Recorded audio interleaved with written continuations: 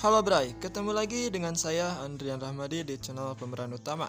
Kali ini kita akan bahas alur cerita film drama Korea nih Bray, yang dimana di dalam film tersebut menceritakan kisah cinta antara sepasang kekasih yang disatukan karena pelajaran matematika Bray. Dan latar belakang dari kekasih ini tersebut sangat bertolak belakang, karena seorang wanita yang berasal dari kampung dengan ekonomi yang kurang baik Bray, sedangkan si prianya adalah keturunan pejabat nomor 2 yang kayanya tidak bisa terhitung Bray. Ini film berjudul Never Gone. Never Gone berarti tak pernah pergi atau selalu ada ya Bray. Dan ini film juga menceritakan kisah sedih si perempuan tadi ya Bray, yang ternyata dia ayahnya sakit dan ekonominya kurang baik. Gimana ceritanya? Kita langsung saja capcus.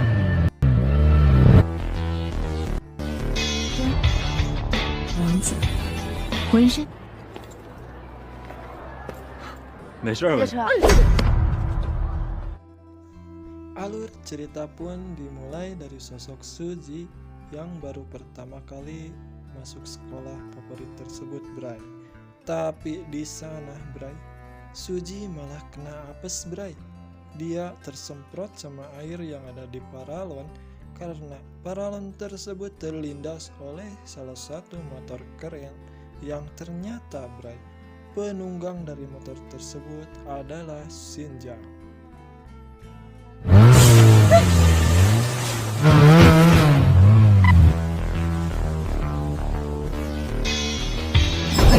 Dan disitulah Suji agak sedikit marah kepada Shinjang.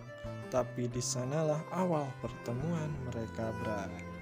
Cerita pun berlanjut ketika Suji mau masuk kelas Bray. Dan di sana seakan-akan Suji akan duduk di belakang Shinjang.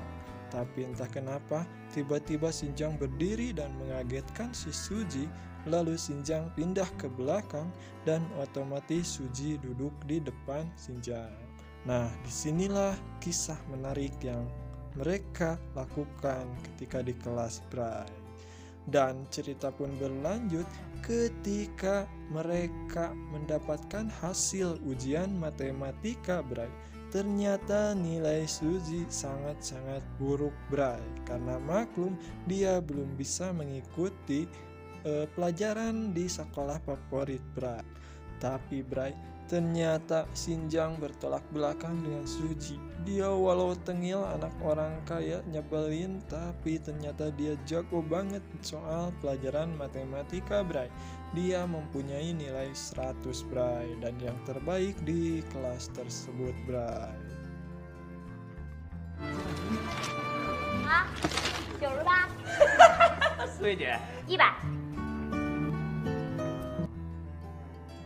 Dan cerita pun berlanjut Bray ketika Suji sedang duduk di kelas tersebut. Shinjang memberi kode agar Suji mau melihat apa yang dia berikan, karena dia tahu Suji tidak bisa mengerjakan soal tersebut Bray. Tapi Suji gagal paham nih Bray, nggak peka ya Suji ini ya Bray. Dia malah menggencet kaki si Shinjang dengan kursi yang dia pakai Bray. Sampai-sampai kakinya cedera dan sepatu mahalnya itu pun rusak Bray.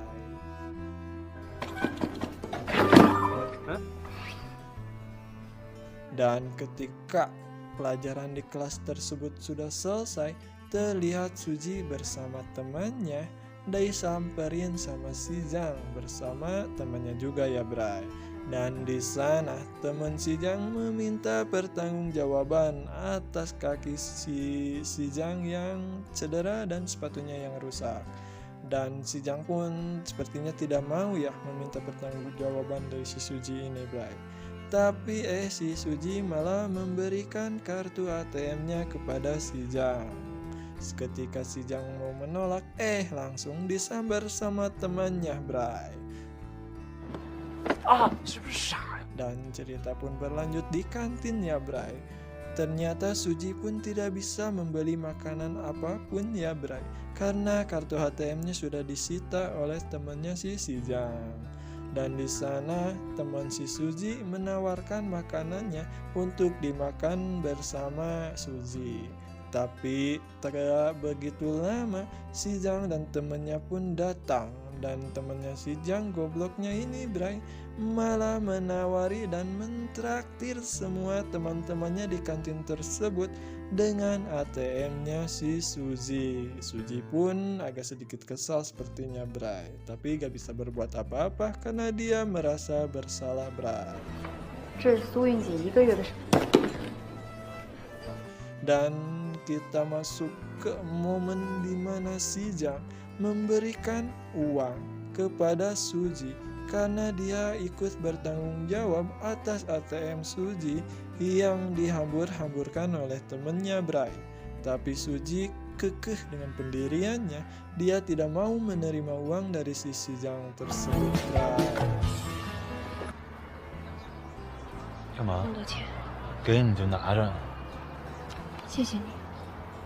Dan ternyata Bray, uang tersebut malah disambar sama salah satu wanita teman Sijang. Tapi Suji malah tidak menghiraukan kejadian tersebut dan jalan saja tanpa menghiraukan uang tersebut Bray. Cerita pun berjalan begitu cepat Bray, di mana Sijang selalu menawarkan bantuan kepada Suji untuk mengerjakan soal-soal matematika Bray. Tapi Suji selalu menolaknya Bray. 干嘛？ 我帮你补数学吧， 凭什么？ 我100，你52。 Sampai-sampai Sijang pun menjelaskan kepada Suji kalau Suji harus benar-benar belajar karena dia berasal dari keluarga yang ekonominya sulit, jadi jangan sia-siakan kesempatan tersebut.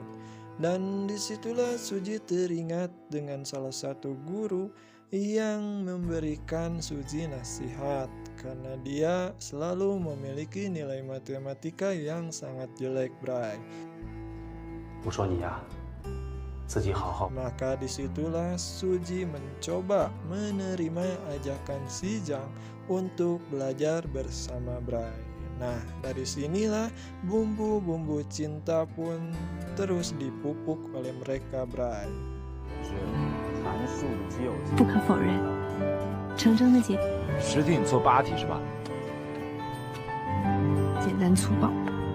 Dan cerita pun tidak terasa Bray, sampai-sampai kelulusan pun sudah tiba Bray.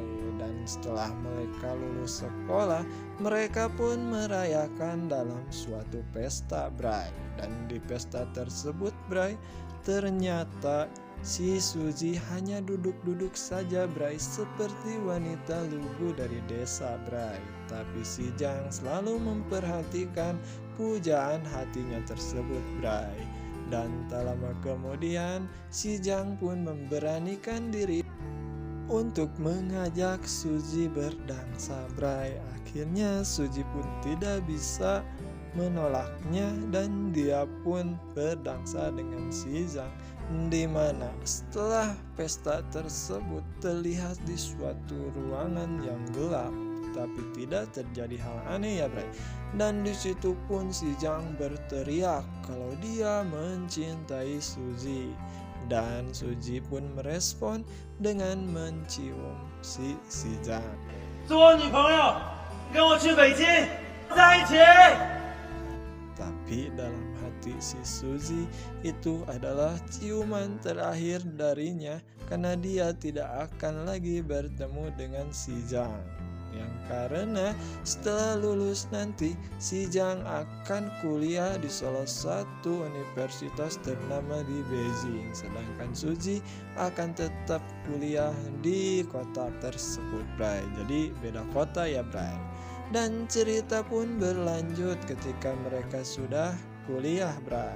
Si Suji ini kuliah sambil bekerja Bray untuk membantu biaya kuliahnya. Dia pun bekerja di salah satu toko buku ya Bray, atau perpustakaan Bray. Dan di sana seiring berjalannya waktu, ternyata ada rekan Suzy yang menyukainya, Bray. Tapi nggak tahu ya ini hati si Suzy ini masuknya kemana ya, Bray. Nah, dan tak lama kemudian, Bray, si Jang pun datang dan berteriak-teriak dari bawah toko tersebut, Bray, kalau dia meneriakkan nama Suzy. Suzy pun kaget, Bray, dan langsung turun ke bawah, Bray, untuk menemui si Jang yang sudah sekian lama tidak bertemu.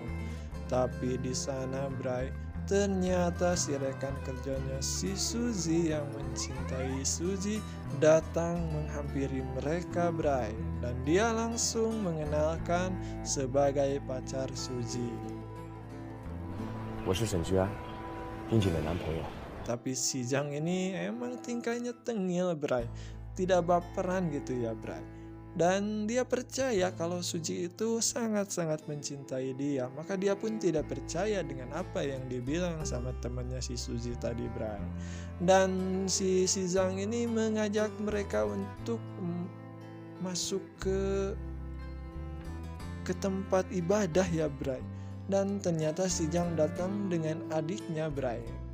Lalu terlihat, Bray, di mana si Jang menuliskan sesuatu di tempat ibadah tersebut yang Suzy pun tidak bisa mengetahuinya apa yang ditulis sama si Jang, Bray. Itu menjadi rahasia mereka tersendiri ya, Bray.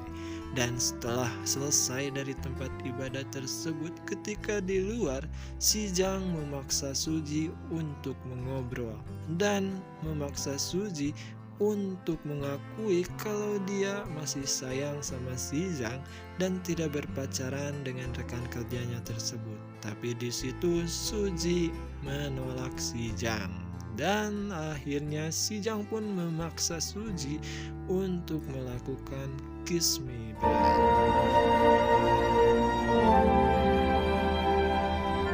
Lalu di situ ternyata kejadian tersebut dilihat oleh rekannya Suzy yang mengaku sebagai pacarnya Suzy dan merasa heran dengan hubungan mereka berdua, Bray. Singkat cerita, si Jang pun mengajak mereka untuk makan malam bersama, Bray. Dan di sana karena si Jang sedikit frustasi, si Jang memaksa Suzy untuk minum air oleng, Bray. Dan di situ Suzy sempat menolaknya karena Suzy tidak biasa minum seperti itu, Bray.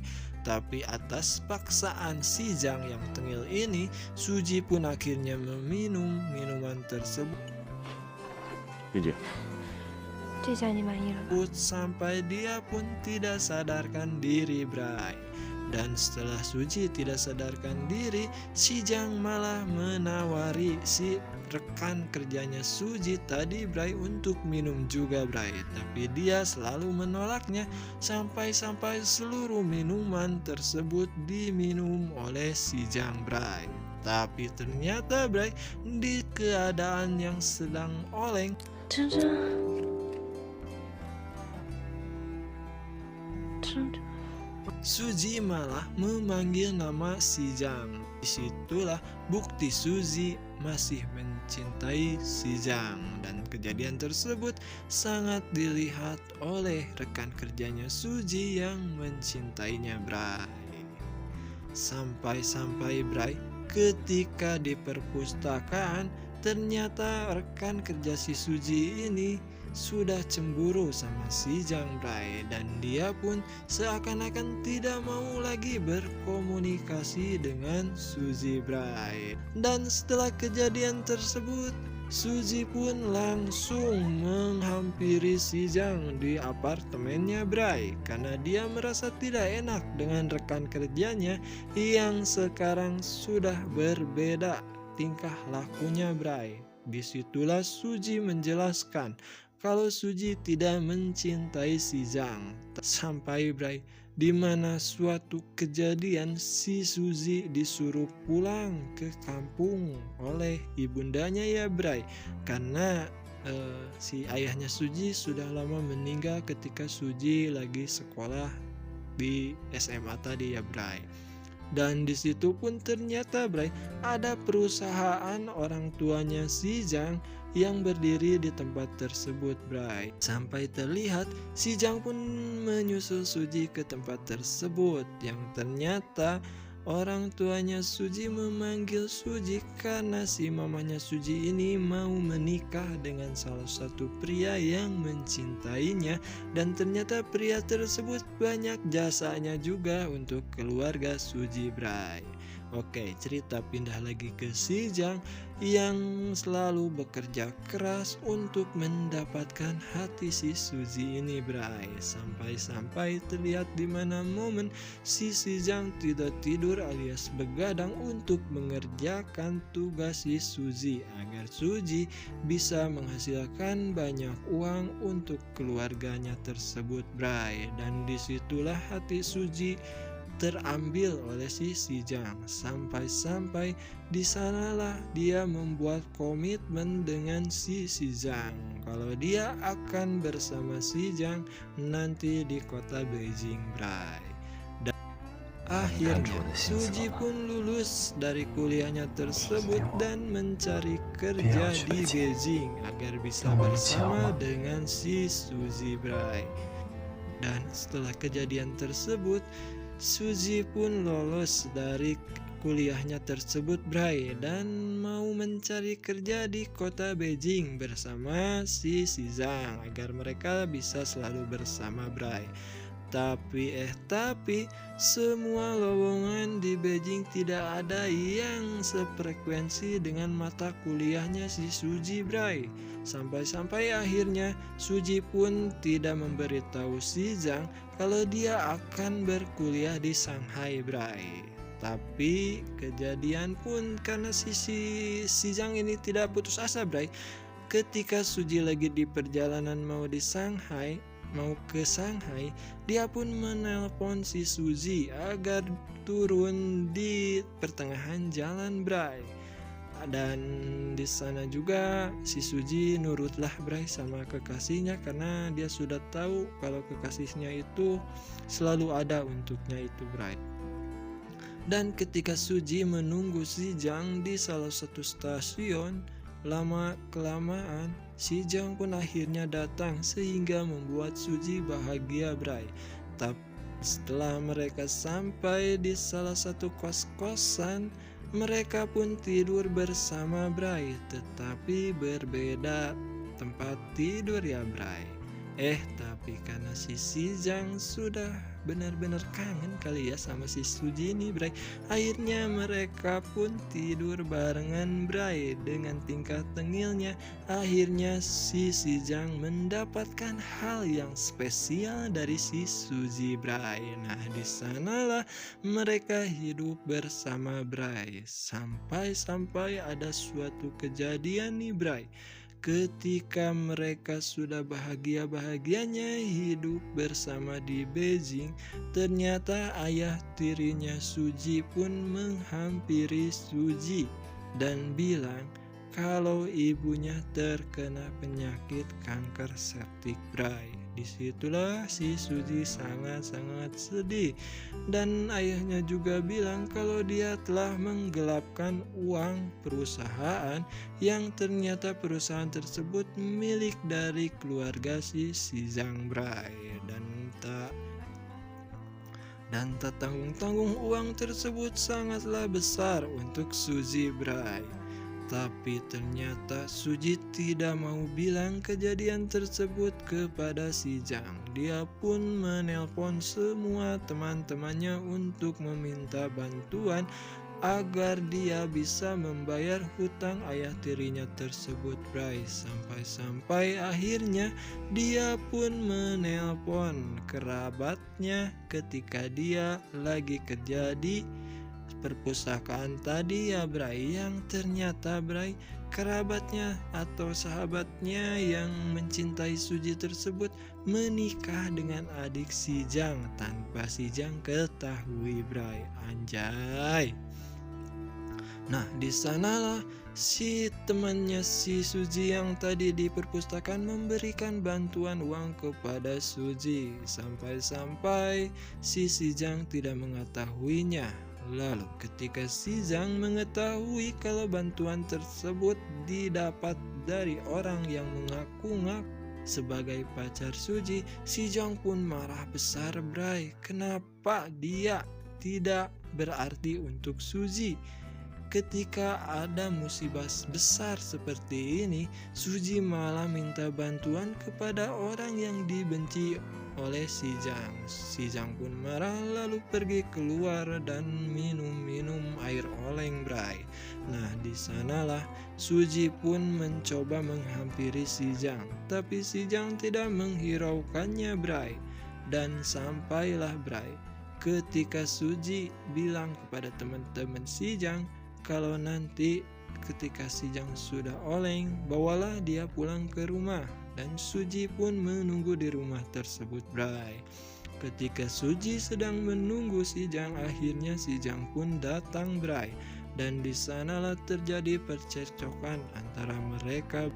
Nah, kejadian menyedihkan pun terjadi lagi, Bray, di mana Suji dan Sijang harus berpisah.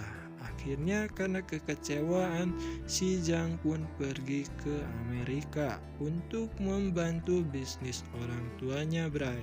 Dan di situ Suji pun mencicil utangnya kepada Sijang, walaupun Suji merasa kehilangan karena Sijang selalu ada untuknya di segala kondisi, Bray. Tapi nasi sudah menjadi bubur, mereka pun sudah berpisah, Bray. Dan kisah yang bisa kita ambil dari alur cerita film ini adalah jangan sia-siakan orang yang selalu ada di segala kondisi. Begitulah ya, Bray. Oke lah, Bray, semoga kalian sehat-sehat semua, digampangkan dalam mencari rezeki, dan jangan lupa berkenan hati untuk subscribe channel ini ya, Bray. Oke, terima kasih. Thank you for watching. Bye. Bye.